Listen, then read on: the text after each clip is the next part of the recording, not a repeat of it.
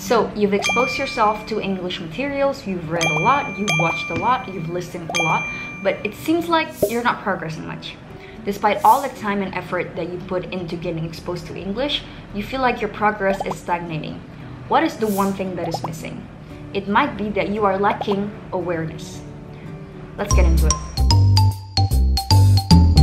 Hey guys, before we return to the video, I just want to tell you that ESA is now open for application. So if you are a professional or an expat who need to urgently speak English in your life, make sure that you check this out because it's going to be super interesting. So go on the website, click apply now, and we will get in touch with you if you guys are a fit into this program. So back to the video and enjoy. So in this context, what do you mean by awareness? First, you have to ask yourself this question. When you are consuming this content, ask yourself, how engaged was I with this content when I was consuming this content? So when you were, let's say, listening or watching this series, how engaged was I with the language? How much of the language did I pay attention to? So when you were, let's say, watching a series, did you only pay attention to the plot of the story, or did you actually pay attention to the usage of the language? Did you really pay attention to the pronunciation, or like the grammar use, or the kind of slang that they use? Did you really pay attention to that? Because if you don't pay attention to the usage of the language, that might actually be why you are stagnating, despite the fact that you've exposed yourself to so much English. Let me give you a simple example. Let's say you are watching a series and then there is a dialogue, a simple dialogue that says, hey, someone's at the door. So if you are not engaged or you don't have full awareness when you are watching this, you simply understand that this phrase means that there is another person behind the door. Hey, someone's at the door. You know, so you understand what it means and then you just move on to the next plot of the story.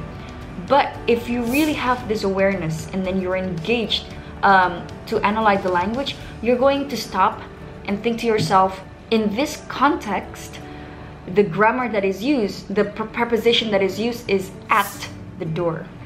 Or if you are trying to improve your pronunciation, you're going to pay attention to how the words are jumbled up together. Like, instead of saying someone is at the door, in this context, native speakers would just say someone's at the door, sat the door, someone sat the door.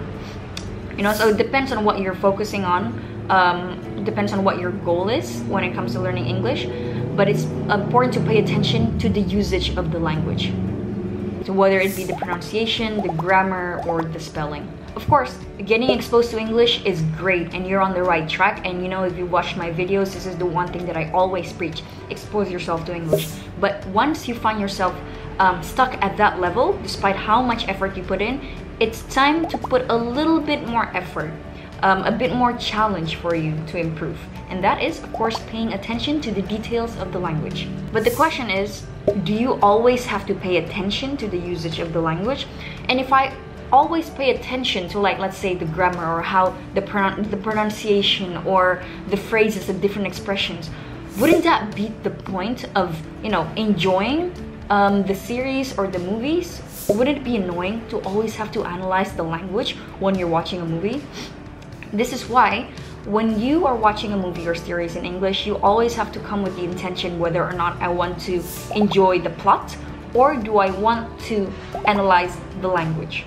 So it's important to have a balance.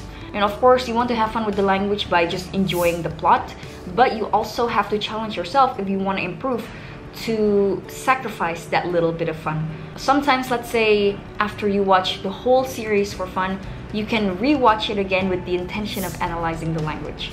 And also, do you always have to pay attention to everything to analyze the language? Do I have to pay attention to the grammar use, the pronunciation, the expressions, the phrases? Because these are so many things to focus on at the same time that's gonna be a bit overwhelming. So what to do then? If you're confused about this, then always go back to your goal. At this moment, what do you really want to focus on? Do you want to focus on improving your pronunciation? Do you want to focus on improving your accent? Do you want to get better at grammar? Do you want to be able to string sentences better? So it depends on what you want to focus on. So let's say if you want to focus on the pronunciation, then when you analyze, you really really try to pay attention to how different words are jumbled up together and how they actually sound. So pay attention to how it's written, the subtitles, and how it's being said. So try to connect the written text and the audio that you listen to. If you're trying to, let's say, focus on grammar, then what you want to do is to pay attention to the use of, let's say, the preposition. So, or maybe right now you really want to focus on improving your vocabulary. Then you want to pay attention to, let's say, new words that you have never heard before, or let's say familiar words or phrases that you have let's say heard so many times before, but you've never really tried to use it in your real life. So you want to pay attention to those and then write it down on your notes, and then think to yourself, when should I use this phrase in my own life? If your goal is to be able to sound a bit more like a native, like let's say a bit more natural, pay attention to the different expressions or phrasal verbs, or let's say idioms that native speakers use, let's say in these movies or TV series, and then write them down. You can also focus on the expressions, or like the body language, or like the hand gestures that, or like the tonality of these native speakers when they say some phrases out loud. So it really depends. You can pay attention to different aspects of the language depending on your goal. So now you know the answer. If you've exposed yourself to English, the next question you ask yourself is, how engaged was I with the language? So I hope this video helped you. I hope this shed some light. If you like this video, give it a thumbs up for the algorithm, and I'll see you in the next video. Until then, take care and bye-bye.